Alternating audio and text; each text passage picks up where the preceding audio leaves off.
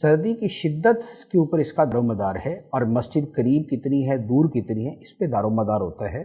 دیکھیں، ایک یہ ہے کہ اب یہ سوال اگر کراچی میں کوئی کرے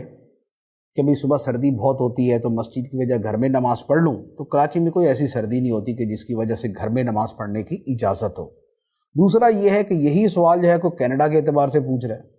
یا جو ہے وہ پاکستان کے شمالی علاقہ جات کے اعتبار سے پوچھ رہا ہے کہ جہاں اتنی شدید سردی ہے کہ اگر بھرپور طریقے سے اہتمام کے بغیر کوئی گھر سے نکلے گا تو بس اس کے بعد پھر اس کا کام ہی ہو جائے گا۔ تو اب ایسی شدید سردی کہ جس کی وجہ سے گھر سے نکلنا شدید ضرر، نقصان کا باعث ہو سکتا ہے جان کے لیے، صحت کے لیے، تو ایسی شدید سردی رخصت ہے ترک جماعت کے لیے۔ تو اب یہ جہاں کی صورتحال ہو وہاں کے اعتبار سے اس کا حکم ہوگا۔ پھر دوسری بات یہ ہے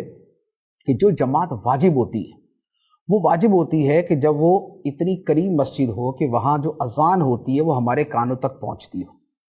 تو اب اگر مسجد بہت دور ہے، 1-2 کلومیٹر کے فاصلے پہ ہے، اور وہاں نماز ہے اور وہاں پر جانا ہے، تو چونکہ وہ واجب ہی نہیں رہتا، اب اگر کوئی گھر میں نماز پڑھتا ہے تو اس میں گناہگار نہیں ہوگا۔